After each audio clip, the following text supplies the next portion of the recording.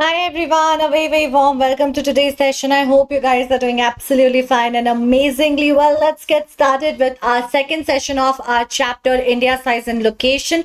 आज का हमारा topic है India and the world. In the previous session we had discussed about India's size, its location, its importance, its strategic positioning, the land boundaries and everything. So let's have a quick revision.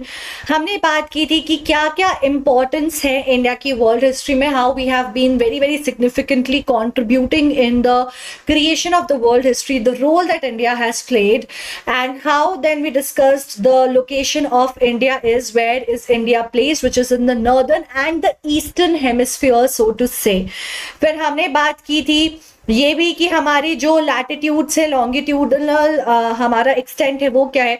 So 8 degrees 4 minutes north to 37 degrees 6 minutes north हमारा जो extent है वो latitudes के बीच में है, और longitudes के बीच में हमारा एक्सटेंट है 68 degree 7 minutes east to 97 degrees 27 minutes east. Tropic of cancer एक बहुत इंपॉर्टेंट लैटिट्यूड है जो इंडिया के बीचों बीच 23.5 डिग्रीज नॉर्थ पे जाता है. इंडिया को ऑलमोस्ट 2 इक्वल टुकड़ों में डिवाइड करते हुए हमारे पास सारे ही तरह के फिजिकल फीचर्स हैं. हमने हमारे साइज के बारे में भी डिस्कस किया था इंडिया के, which is 3.28 million square kilometres, making India the 7th largest country geographically in the entire world and consuming 2.4% of the total land that is available out there in the world. फिर हमने land boundary बात की which was 15,200 kilometres, and towards the south we have the coastal boundary जहां पे Andaman Nicobar and Lakshadweep को include करके हमारा जो बाउंड्री बनता है वो 7,516.6 किलोमीटर का बनता है. अराउंड 22 डिग्रीज इंडिया के लैटिट्यूड जो पास होती है उसके नीचे हम नोटिस करते हैं कि एक टेपरिंग शुरू हो जाती है जो इंडियन ओशन को फर्दर डिवाइड करती है अरेबियन सी और बे ऑफ बंगाल में.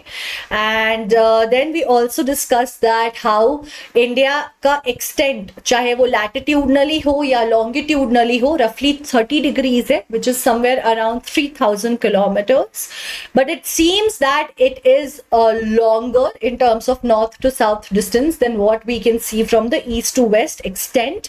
The reason behind that is the tapering that has the effect and gives you a kind of illusioned vision which makes you feel that it's longer in terms of the length, right?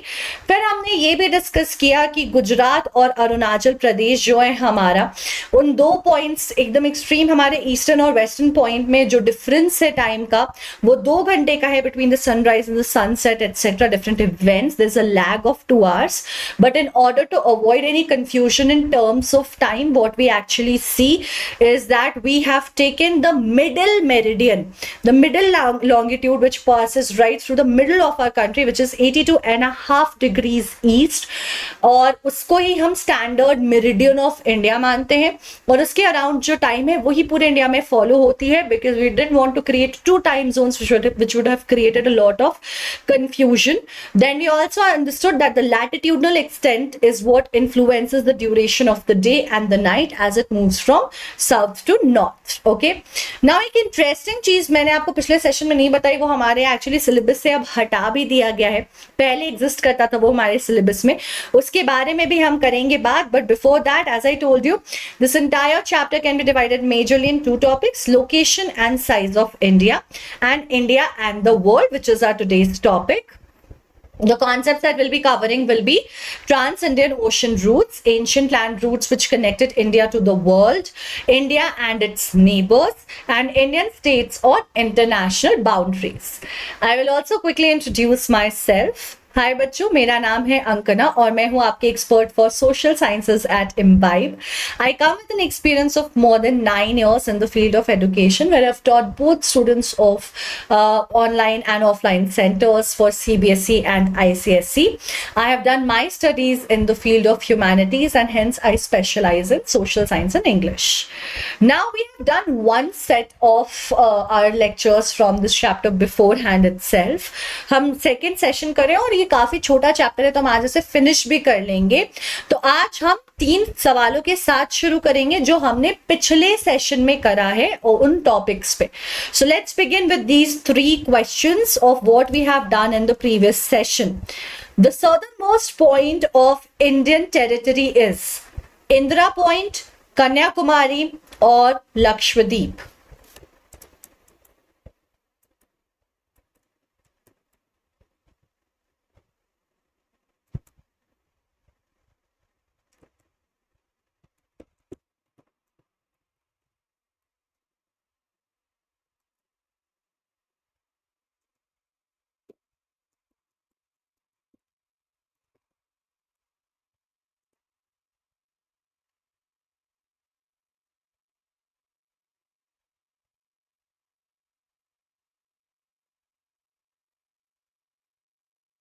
Which is the southernmost point of Indian territory? अभी काफी interesting, at the same time बहुत ही confusing question भी है। कई लोग कन्याकुमारी डालते हैं, कई लोग इंदिरा पॉइंट डालते हैं, तो मैं थोड़ा सा आपको डिफरेंस यहाँ पे समझा दूं। ये हमने लास्ट सेशन में किया था बच्चे। हम कई जगह पढ़ते हैं कि सुनामी के बाद जो इंदिरा पॉइंट है, जो हमारा निकोबार आइलैंड्स में है, एक्चुअली ये ना सबमर्ज हो गया है, ठीक है, यानी कि डूब गया है। लेकिन ऐसा नहीं है कि अब ये एग्जिस्ट नहीं करता है, it still pretty much exists there, okay. It's just not fully visible, पूरी तरीके से विजिबल नहीं है, बट इसकी एग्जिस्टेंस खत्म नहीं हुई है, making it still the most southern point of our nation. अगर आपसे ये पूछा जाता है कि इंडियन मेन लैंड का कौन सा मोस्ट सदर्न पॉइंट है, तब आप कन्याकुमारी बोलोगे, क्योंकि तब हमारा मतलब है कि ये जो हमारा मेन लैंड है ना इंडिया का, जहां पे आपका ये लक्षद्वीप, ठीक है, या ये अंडमान एंड निकोबार, ये कंसिडर नहीं कर रहे हैं हम, यहाँ पे मेन लैंड की बात कर रहे हैं एज सच। तो यहाँ पे अगर आपको इंडियन इंदिरा पॉइंट नहीं है ऑप्शन, तब आप कन्याकुमारी के साथ जा सकते हो। But in general ever asked, southern most point is your Indira point, ठीक है। चलिए अब बढ़ते हैं नेक्स्ट क्वेश्चन की तरफ। There's a time difference of 4 hours between Gujarat and Arunachal Pradesh. Is this statement true or is this statement false?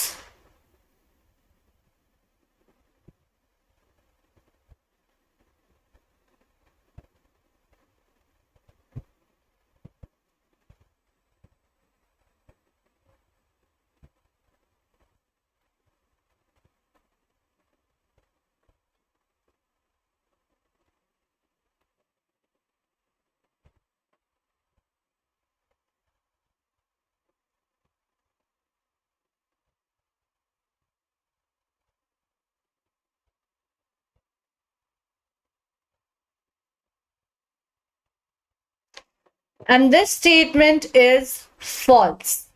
मैंने आपको बोला था कि एक इंटरेस्टिंग चीज मैं आपको बताऊंगी आज, तो मैं वो अभी बता ही देती हूँ। अभी I just quickly take a moment to enlighten you guys. So बच्चे, मैं आपको ये बताना चाहती थी कि रफली इफ यू सी, होता क्या है कि हर एक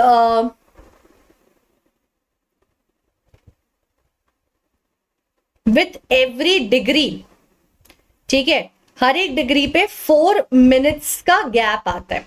टाइम के टर्म्स में this a gap of 4 minutes रफली everywhere. So what I am trying to say is कि अगर 0 डिग्री पे टाइम, टेक्निकली हम क्या करते हैं, टाइम जोन लेते हैं और फिर उसके बीच में जितने लॉन्गिट्यूड्स आए सबको एक टाइम फॉलो करना होता है। जैसे मान लो ये अगर एक पीस ऑफ लैंड है, यहाँ पे अलग अलग लाइंस जा रही हैं अलग अलग डिग्रीज की,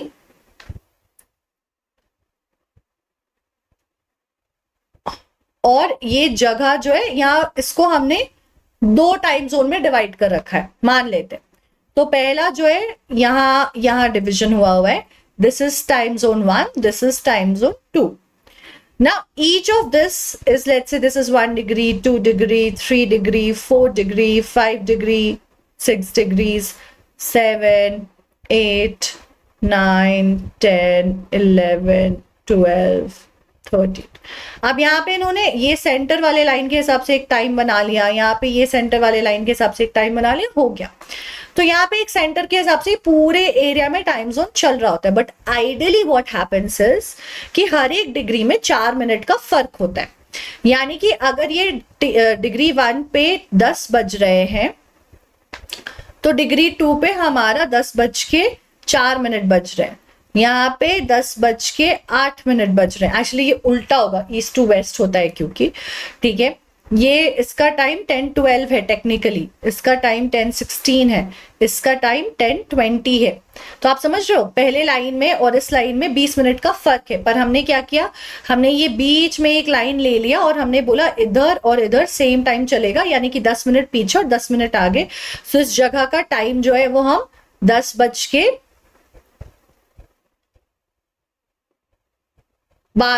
मान लो फॉलो करते हैं। तो यहाँ पे चाहे जो भी टाइम हो, यहाँ पे चाहे जो भी टाइम हो, ये टाइम जोन का टाइम है। हमने हमारा भी वैसे ही कर लिया, लेकिन 2 घंटों का फर्क हमने कैसे निकाला की है? तो आपने देखा होगा, हमने कल बात की थी कि हमारे ईस्टर्न मोस्ट पॉइंट में और वेस्टर्न मोस्ट पॉइंट में जो डिफरेंस है वो 30 डिग्रीज का है।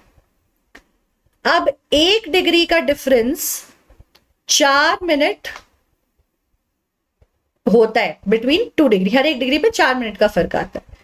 तो 30 डिग्री पे 30 डिग्रीज जो हमारा ईस्टर्न मोस्ट और वेस्टर्न मोस्ट पॉइंट है उसमें 30 डिग्रीज का गैप है। तो 30 डिग्रीज में हर 1 डिग्री पे 4 मिनट्स का डिफरेंस आ रहा है, तो मैं उसको 30 डिग्री से मल्टीप्लाई कर दूंगी टू फाइंड आउट कि सबसे ईस्टर्न मोस्ट और सबसे वेस्टर्न मोस्ट डिफरेंस में पॉइंट में टोटल टाइम डिफरेंस कितना है। तो ये टोटल टाइम डिफरेंस आ गया 120 मिनट्स, 120 मिनट। ठीक है जी, तो 120 मिनट माने 2 घंटा, जब घंटों में कन्वर्ट करेंगे तो। इसीलिए हम कह रहे हैं कि अरुणाचल प्रदेश से गुजरात के बीच में मैथ्स के हिसाब से भी और जो डिफरेंस है 2 घंटे का आता है। ये मैं आपको समझाना चाहती थी। पहले ये कैलकुलेशन हमारा हुआ करता था, अब हमारे सिलेबस में हटा दिया गया रैशनलाइज करके किताब को। उसका रैशनल मुझे समझ नहीं आता क्यों। नेक्स्ट क्वेश्चन है, the eastern most longitude of India is. India का सबसे ईस्टर्न मोस्ट लॉन्गिट्यूड कौन सा है? 97 degrees, 68 degrees, 77 degrees 6 minutes east और 82 degrees 32 minutes east. Eastern most longitude पूछा गया है, बहुत सिंपल है। आपको सबसे ईस्ट जो हमारा लॉन्गिट्यूडनल एक्सटेंट था ना, वो हमने कल पढ़ा था, उसको ही यहाँ पे टेस्ट करें कि हमारा ईस्ट की तरफ जो लॉन्गिट्यूड है वो कौन सा है।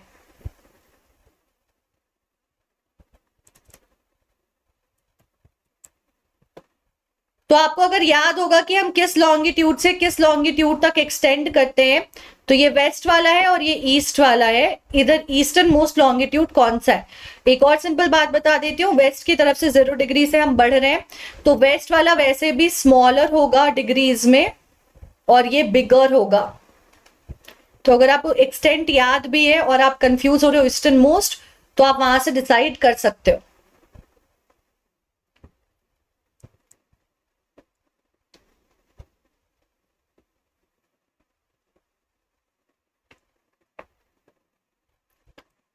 And the correct answer would be 97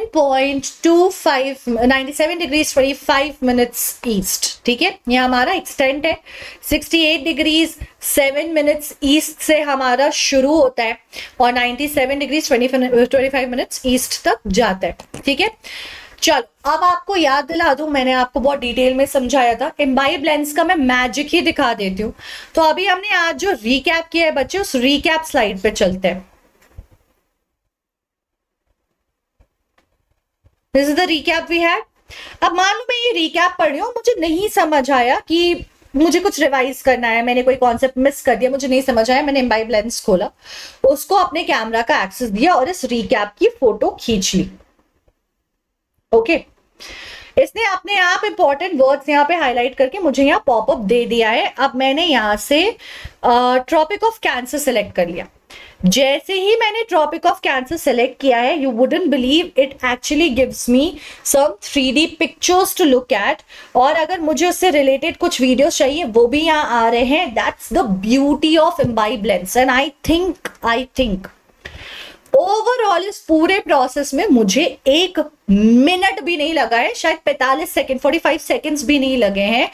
so you can simply understand, जब आप पढ़ रहे होते हो, किसी चीज में अटकते हो, असिस्टेंस लगती है, कुछ हेल्प चाहिए होती है, आप 15 मिनट 10 मिनट 5 6 8 मिनट गूगल करने में, यूट्यूब में ढूंढने में लगा देते हो, और उसमें भी कई बार हमारे मतलब की चीज आज सच नहीं मिलती है। So the point over here is pretty simple, save your time, just scan it, नहीं मिला वहां पे कुछ relevant, then go ahead and put in more time. जब पहले कुछ सेकंड्स में ही आपको ये चेक करने मिल जा रहा है कि आपकी मतलब की चीज आपको मिल रही है कि नहीं, आपका पर्पस सर्व हो रहा है कि नहीं, why would you want to go and put in more and more time and of course exert yourself, your energy, instead of saving it for just doing the preparation. Plus you have these beautiful videos जो आपके syllabus से aligned है, वही आपको वहां suggestion में lens के through भी आती है, या तो आप बाइब्लोन पे जा करके खुद भी उसको देख सकते हो. The point being that these videos are very very helpful and very very short. 5 minute 7 minute में आपका पूरा पूरा कॉन्सेप्ट रेडी हो जाता है. So just make sure that you are not wasting your time unnecessarily. जहाँ पे आपको लग रहा है कि नहीं ये मेरे काम की नहीं है और टाइम लगना चाहिए, रिसर्च एंड डेवलपमेंट में लगाओ यार, कोई टेंशन नहीं है, बिल्कुल लगाओ. लेकिन जहाँ सेव कर सकते हो वहां सेव भी करो. और साथ ही साथ आपके एक्सपेरिमेंटेशन के प्रैक्टिस के लिए वर्चुअल लाइव एक्सपीरियंस है VLE, उसे भी डाउनलोड कर लो. So we have these learn videos, we have these live classes going on. आपके लिए 2400 घंटे AI के थ्रू डाउट रेजोल्यूशन अवेलेबल है. आप पेरेंट्स को इस जर्नी में इंक्लूड करके अपनी अचीवमेंट बना सकते हो. आप टारगेटेड प्रिपरेशन कर सकते हो कि मुझे C1 ग्रेड से A2 ग्रेड पे जाना है, 21 दिनों में जाना है, मेरे पास रोज 30 मिनट से सिर्फ डेडिकेट करने के लिए. ये सब आपने बता देना, आपको कोई स्ट्रैटेजी नहीं बनानी है, आपकी स्ट्रैटेजी बनकर आपको मिल जाएगी. That's the beauty of this application, right? You have practice, you have test. क्योंकि एनसीईआरटी में कितने क्वेश्चन है और ये हमारा बेस है 10th का, हमें प्रिपेयर करना है अपने आप को 10th के लिए. तो इंटरैक्टिव कुबो लेसन्स और लेंस की मदद से with all these questions, with all these tests, we can prepare ourselves by answering and taking up more and more head on questions to be ready. So do you know that India brings out the dynamics of cross-cultural relation through Silk Route? India तो भाई unity and diversity बोलते ही हैं, लेकिन हमारे पास कई सारी ऐसी diverse चीजें भी हैं जो इंडियन कल्चर को बिलोंग नहीं करती है. जैसे कि जब आप कंस्ट्रक्शन देखोगे, वो tomb style construction, minaret style construction, all of these things, you will realize that it's coming from somewhere else. ये दुनिया के किसी देश, दूसरे देश का, दूसरे हिस्से का एक इंस्पिरेशन है जो हम ले रहे हैं. हमारे तक कैसे पहुंची? और ये बिल्डिंग्स आज नहीं, 500 साल पहले, 700 साल पहले बनी हुई थी, 1000-1200 साल पहले बनी हुई थी. उस वक्त कहां से लोग ला रहे थे, हम कैसे कनेक्ट हो रहे थे, how was everything happening, how was it going on, everything will perplex you, right? So India is what brings the dynamics of this cross-cultural relation through Silk Route, which we'll talk about today. उस root की वजह से हम जिस तरीके से connected थे, सामान, commodities, ideas, art, culture, language, religion, ये सारी चीजें एक्सचेंज होती ही रहती थी. Now let's understand India's contacts with the world. How did it go? What it used to be? India बच्चे देखो यहाँ पे सेंट्रल एशिया में कनेक्टेड है. ये ईस्ट एशिया है, ये वेस्ट एशिया है. हम कहाँ हैं? हम बीचों बीच है. मैं आपको एक बार फिर से दिखा दूं. ये इंडिया है, ये ईस्ट है, ये वेस्ट है, और हम कहाँ हैं? एकदम सेंटर में. सेंटर में भी साउथ की तरफ, जो हमें पूरे इस सी का देता है एक्सेस. अब देखो, मैं विजुअली जब आपको दिखा रही हूं तो आपके लिए समझना कितना आसान है. ये सारी विजुअल रिप्रेजेंटेशन आपको मैं समझाऊंगी, बट ये आपके लिए ऑलरेडी ब्यूटिफुली क्रिएटेड वीडियोस में अवेलेबल है बाइट कैप पे. इसीलिए मैं कहती हूँ कुछ चीजें वहां से जरूर देखो. एक बार यहाँ लाइव क्लास लेने के बाद एक छोटी सी रिवीजन उन वीडियोस से जरूर करो, because the kind of visual understanding it will give you, you will never be able to forget it, and the way it will just get ingrained into your mind is going to be very very deep rooted. वो ध्यान एक बार दिख गया ना, नजर में जो आ जाती है ना, वो जो जम जाता है दिमाग में, वैसा आप कितना भी पढ़ लो, कहीं से भी पढ़ लो, वो विजुअल जो आपके दिमाग में बनती है वो कहीं और से नहीं आ सकती है, कैसे भी नहीं बन सकती है. एनीवेज, तो इंडिया का लोकेशन क्या है? इंडिया का लोकेशन बिल्कुल बीचों बीच है, सेंट्रल है, ईस्ट और वेस्ट में. प्लस हम साउथवर्ड एक्सटेंशन है एशिया के, है ना. We are also southward extension. So मैं quickly underline these words for you. We are central, we are southward extension of the continent.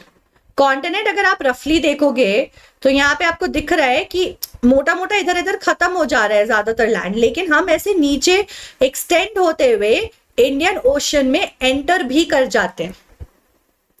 इसकी वजह से हमारा जो ओशनिक रूट्स है, जो पानी वाले नेविगेशन का रूट है, वो बड़े आराम से ओपन हो जाता है और बहुत ज्यादा वेल कनेक्टेड बना देता है हमें यूरोप से, अफ्रीका से, ऑस्ट्रेलिया से, ईस्टर्न पोर्शन ऑफ एशिया से। अगर आप लैंड की तरफ से देखो तो देखो यहां से इधर यूरोप पहुंचना, अफ्रीका पहुंचना तो बहुत ही दूर की बात है, ईस्टर्न एशिया पहुंचना या इधर ऑस्ट्रेलिया की तरफ जाना, it's going to be difficult challenge, it's going to be challenging, right, it's going to be difficult task. But ये जो इंडियन ओशन के रूट्स हैं और हमारा जो लोकेशन है, ये हमें बड़े आराम से इनेबल करता है to be easily able to extend to other countries. On the north west we have Europe, south west we have Africa, north east we have the eastern Asian portion and south east we have Australia। इन सब से हम बहुत आराम से connected है because of the long coastline that we have and our routes and accessibility of the Indian Ocean। ठीक है, तो इंडिया अब इस वजह से क्लोज कांटेक्ट में हमेशा से रही है वेस्ट एशिया के, अफ्रीका के, साउथ ईस्ट एशिया के, ईस्ट एशिया के या यूरोप के, कहीं से भी देख लो, क्योंकि हमारा कोस्ट हमारे लिए वो रास्ते हमेशा ओपन करता गया है। कोई भी ऐसी कंट्री नहीं है अपार्ट फ्रॉम इंडियन ओशन जिसकी इतनी बड़ी कोस्ट लाइन है। इसीलिए लास्ट सेशन में भी मैंने आपको बताया था कि हमारी जो एमिनेंट पोजिशनिंग है, हमारी जो इतनी इंपॉर्टेंट, जो इग्नोर नहीं की जा सके, जो दिख रही है, वो जो पोजिशन है इंडियन ओशन की, उसी की वजह से वो एकमात्र ओशन है जो हमारे नाम पे, एक देश के नाम पे इनफैक्ट रखा गया है। ठीक है, अब इंडिया की कनेक्शन की अगर बात की जाए, okay guys, one more thing, Deccan peninsula coast से कंफ्यूज नहीं होना। This portion, this southern portion, ये पेनिनसुला है। पेनिनसुला क्या होता है, पिछले सेशन में भी बताया था, a body which is covered by water on 3 sides. तो वो पेनिनसुला है हमारा, जो पानी से 3 साइड्स पे घिरा हुआ है, उसे ही हम पेनिनसुला बोलते हैं, और ये डेक्कन रीजन है। ठीक है, नाउ सी जो रूट है वो बहुत टाइम पहले बड़ा टाइम कंज्यूमिंग था, स्टीम इंजन वगैरह नहीं था, तो 4-4 महीने लोगों को एक जगह से दूसरी जगह में पहुंचने लगते थे, 6 महीने लगते थे। अब वो घट करके 3 हफ्ते हो गए, 2 हफ्ते हो गए। सस्ता भी है, एनवायरमेंटल फ्रेंडली भी है। Plus cargos and businesses and trading के लिए sea routes have always been a huge preference by everybody. Now, India with Europe was not so well connected before. It used to take a lot of time and relatively longer distances for us to stay connected with them unless the Suez Canal came in. This happened in 1869, which is roughly 150 years, 175 years ago. ठीक है, and इस कनाल ने India का distance Europe से 60,000 kilometre, 7,000, which means double the distance of our nation. ठीक है, आप breath ले लो, लेंथ ले लो, वो लगभग 3,000 है, उसका डबल से भी ज्यादा वो डिस्टेंस हमने रिड्यूस कर लिया, which of course helped us connect way much better with these places now and have better trade and connection and integration।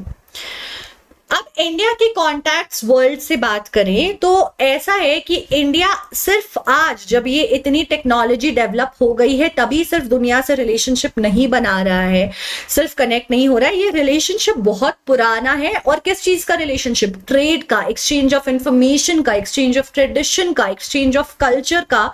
हम बहुत पहले से जुड़े हुए हैं बाकी देशों से। सिल्क रूट नाम का एक रास्ता हुआ करता था, आप क्लास 10th में और डिटेल में पढ़ोगे, थोड़ा सा अपने क्लास 8th में भी पढ़ा है। ये बेसिकली एक रास्ता था बच्चे, जो चाइना से निकलकर इंडिया से होते हुए यूरोप की तरफ जाता था। ये हमारे हिमालयन रीजन, पहाड़ों से कनेक्ट होकर जाता था। ये जमीन वाला रास्ता है, लैंड रूट है। सिमिलरली सिल्क रूट सी में भी बना, जो चाइना से होकर इंडिया से इंडियन ओशन होकर के फिर से यूरोप तक जाता था। सिल्क रूट इसे इसलिए कहते हैं क्योंकि सिल्क चाइना का बहुत फेमस था, बहुत ज्यादा डिमांड में था यूरोप में, तो वहां से भर भर कर इन रूट्स को बनाया गया था सिल्क की ट्रेडिंग करने के लिए। लेकिन सिर्फ सिल्क तो ट्रेड नहीं हुआ, और भी चीजें जो इन जगहों की फेमस थी, चाइना की, इंडिया की, वो सब ट्रेड होती थी। और चाइना और इंडिया उस वक्त बहुत डिमांड में था, इनके प्रोडक्ट्स बहुत डिमांड में थे, बाकी लोगों के पास नहीं होते थे, वो कितने भी पैसे देकर लेने को तैयार थे। और साथ ही साथ इस वजह से ये दोनों देश बहुत रिच थे और वर्ल्ड ट्रेड सेंटर्स फॉर्म किया करते थे, जो आज की डेट में शायद यूरोप कहीं, चाइना कहीं, कहीं पे यूएस है। That used to be us, that is why we were known as the golden bird, सोने की चिड़िया। इतना सोना, इतना पैसा था हमारे पास जो हम ट्रेड से कमा रहे थे, और उसको देखकर अट्रैक्ट होकर ब्रिटिशर्स आ गए थे और कई सारे लोग लूटने आ गए थे। ठीक है, तो ये रूट जो है वो सिल्क रूट इस वजह से मेजरली कहलाता है कि सिल्क कार्गोस के लिए बना, लेकिन चाइना से उसकी पॉटरी, टेक्सटाइल, ऐसे और भी कई सारी चीजें ट्रेड होती गई। सिमिलरली इंडिया से हमारे स्पाइसेस, कॉटन, बाकी टेक्सटाइल, बर्तन, यूटेंसिल्स, ये ट्रेड होते गए। हमारी तरफ से ये जाता था, उनकी तरफ से सोना, सिल्वर, चांदी, ये सब आता था रिटर्न में हमारे ट्रेड के। तो इन रूट्स की वजह से सिर्फ ट्रेडिंग तो नहीं होती थी, लोग भी जाते थे। कई बार लोग रिलीजियस इंस्पिरेशन लेने की, एनलाइटमेंट लेने के लिए रिलीजियस टूरिस्ट ट्रैवल करते थे, नॉर्मल टूरिस्ट ट्रैवल करते थे, एक्सप्लोरर्स ट्रैवल करते थे। अब जब भी कोई एक जगह से दूसरी जगह जाता है, वो अपनी आइडेंटिटी, अपने कल्चर को लेकर ट्रैवल करता है, साथ ही साथ जहां जाता है उनसे सीखता है, उनके कल्चर को अडॉप्ट करता है। तो इस रूट से कई सारे बाहर के लोग आए जिन्होंने हमें बहुत कुछ सिखाया, अपने कल्चर के बारे में, खाने के बारे में, कपड़ों के बारे में, construction, what not, right, discoveries. वैसे ही जब हमारे लोग बाहर गए तो हमारे कल्चर, डिस्कवरीज, नॉलेज, कपड़े, खाना, हमारे कल्चर के बारे में उन्होंने उन लोगों को बहुत कुछ बताया। That is how right from the very old times we have actually had a very frequent cultural exchange happening. So we have a very old relationship, right? इस रूट्स की वजह से, चाहे वो पानी के थ्रू हो, चाहे वो लैंड के थ्रू हो, जिसकी वजह से हमने हमारे एंशिएंट ट्रैवलर्स को, ट्रेडर्स को, सबको रास्ता प्रोवाइड किया है। और वर्ल्ड हिस्ट्री के क्रिएशन में, कल्चरल एक्सचेंज के क्रिएशन में, वर्ल्ड ट्रेड के क्रिएशन में हम बहुत इंपॉर्टेंट रोल प्ले करते गए हैं। ठीक है, तो Upanishad, Ramayana, stories of Panchatantra, Indian numerals, decimal systems, ये कुछ ऐसी चीजें हैं जो इंडिया के कॉन्टैक्ट से दुनिया को पता चली है ना। आर्यभट्टा ने डिस्कवरी की जीरो की, किसको कैसे पता चला? आर्यभट्टा ने यहाँ की, इंडिया में सारे लोगों को नहीं पता है, दूसरे लोगों को कैसे पता चल रहा है? क्योंकि हमारे यहाँ से लोग जा रहे थे, इस वजह से एक्सचेंज हो रही थी। तो हमारा उपनिषद, रामायण, हमारा पंचतंत्र, हमारे नंबर्स, डेसिमल सिस्टम, ये दुनिया में फैल रही थी, लोग इंस्पायर हो रहे थे, सीख रहे थे, फॉलो कर रहे थे।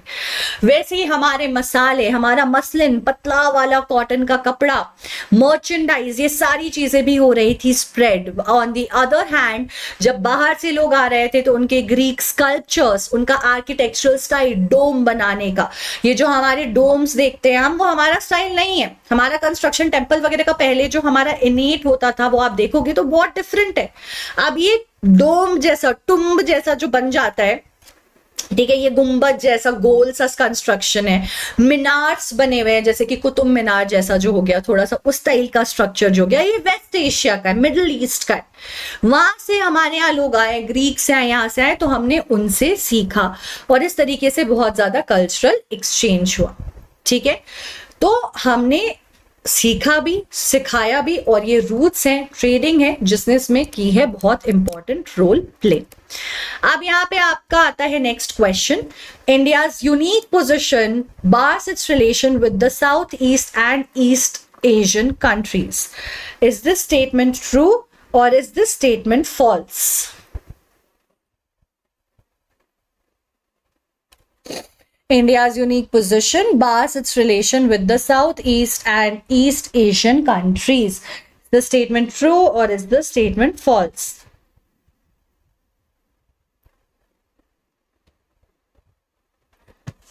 ये स्टेटमेंट जो है बच्चे गलत है ना। हमारे रिलेशंस तो बेटर हुए हैं, ज्यादा कंक्लूसिव हुए हैं, कंड्यूसिव हुए हैं, हम जुड़े उनसे। चलो अब बहुत सिंपल सी बात, हमारे नेबर्स कौन है, पड़ोसी कौन? तो हमारे पास साउथ में तो पानी भरा हुआ है तो बहुत नेबर्स नहीं है, हालांकि वहां पे भी हमारे पास 2 आइलैंड कंट्रीज हैं जिन्हें हम नेबर्स कहते हैं।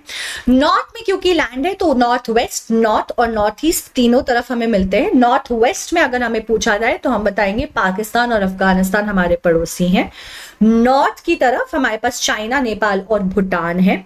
And finally on the eastern side, ठीक है, हमारे पास म्यांमार, बांग्लादेश। साउथ में जो पानी है हमारे दो आइलैंड कंट्रीज है, श्रीलंका एंड मालदीव्स। ठीक है, श्रीलंका इंडिया से, तमिलनाडु से कुछ ही दूरी पे है पर सेपरेटेड है यहाँ पे, ये देखो, पाक स्ट्रेट और गल्फ ऑफ मन्नार से। मालदीव जो है वो लक्षद्वीप के साउथ में छोटा सा एक देश है, एस्टैब्लिश्ड। तो आखिरी क्वेश्चन है हमारे सेशन का, क्योंकि ये चैप्टर ज्यादा कुछ है भी नहीं, हमने फिनिश भी कर लिया है। So the last question over here is, which of the following states does not share a border with Pakistan? Gujarat, Rajasthan, Punjab और हिमाचल प्रदेश।